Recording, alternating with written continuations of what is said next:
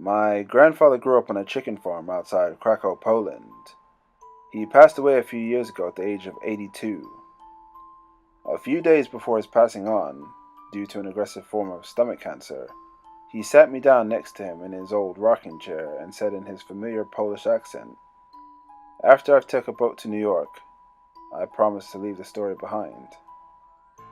He didn't look up at me as he spoke to me, simply staring in his black cup of coffee.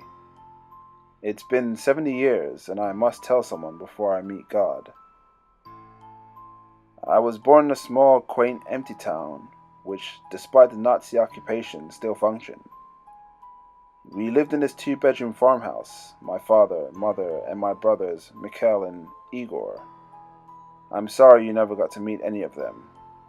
Anyway, Mikhail and Igor were twins, identical twins actually, and we heard rumors of Nazi fascination with identical twins.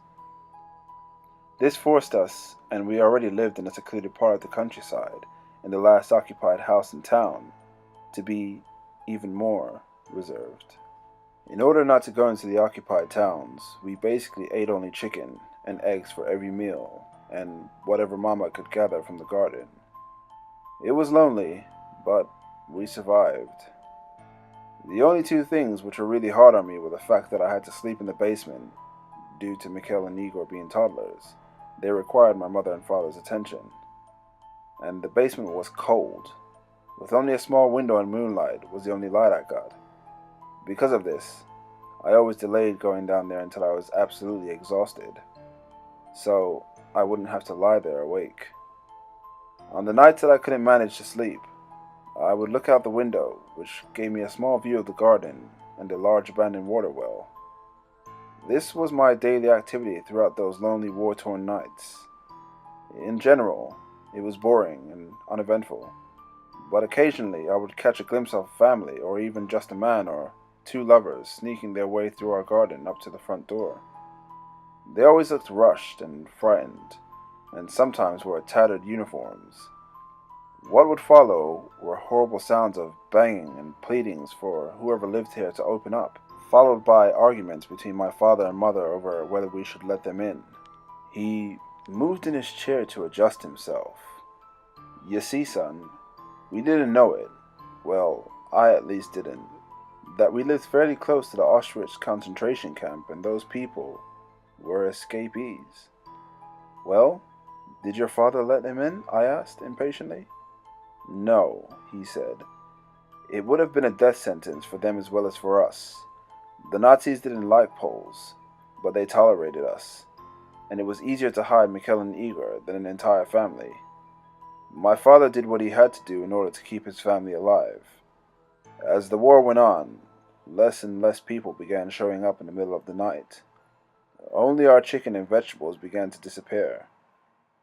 Losing our only supply of food would not have been possible at this point, but my father knew it was probably the escapees, so he built a fence around our property. Despite this, the chickens continued to disappear. They were killed. They were simply gone, just vanished from their cages and pens. One night, I decided to stay up in order to see if I could find out the answer. I battled my tiredness until the wee hours of the morning, and despite the poor lighting and rain, I caught a glimpse of what seemed to be a human figure run across the garden. I rushed upstairs to tell my father, and he ran outside with a knife, the best home defense weapon we could afford. But we found nothing. No one. The next day, we did find something, though. Footprints, leading from the chicken cages to the water well. They were made in wet mud from the rain, and they were just bare feet. No shoes, no socks, just feet. My father had mercy on the man who was trying to find refuge and left him a note, indicating that he had 2 days to leave and then he would begin to seal the well. I waited impatiently for my grandfather to tell me the fate of the man. The following night, I conjured up the idea to take a blanket down to the well to the man, since winter was creeping in. I waited until my parents were asleep and I snuck outside. I shouted down the well something friendly, indicating to the poor man my intentions were benign. and I began my descent, hands and feet clinging to the pegs which were attached to stones. As I approached the bottom, I smelled something absolutely horrific, and I pulled my father's flashlight from my pocket and tried to shine it on the man. Coming to realization of just how large this well was, since it used to supply water for the entire town and its families which no longer remained. But I found no man, only a hole in the stone where the wall of the well had collapsed, opening up by some type of crevice, only 2 meters wide and 3 meters deep and tall. Inside sat not a man, inside was a family, with only a skeleton-like creature as the only survivor.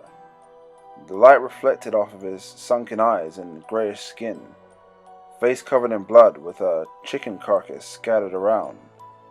A pile of decomposing chickens, next to a woman, a son, and a daughter. The children who must have been barely 5 years old, and they seemed to have been dead for weeks.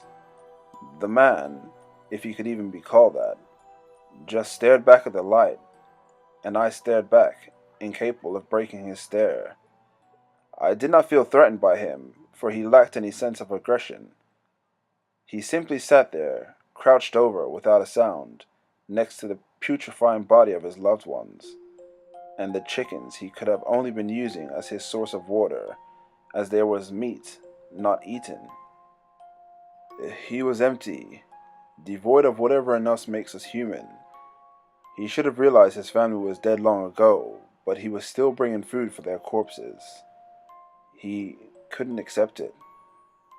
He did finally turn his head, though, when I shined the light back onto the corpse of his daughter. He stared at her, and sat down close to her, and continued to stare. "You can leave now. I'll open the gate so you can escape. My father will seal the well in the morning," I said to him.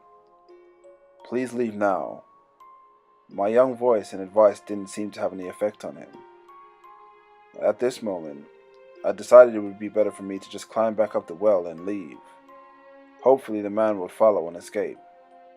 As I began to climb, I shined the light on him one final time. "What did you see, Grandpa?" I shuddered. A tear fell from his eye. He had become a man once again. He broke free from the delusion only when he saw the body of his dead daughter, which had been hidden by the darkness. He realized he had been bringing food, not to his family, but to corpses. That night it rained again, but I found no footprints leaving the well in the morning when my father sealed it.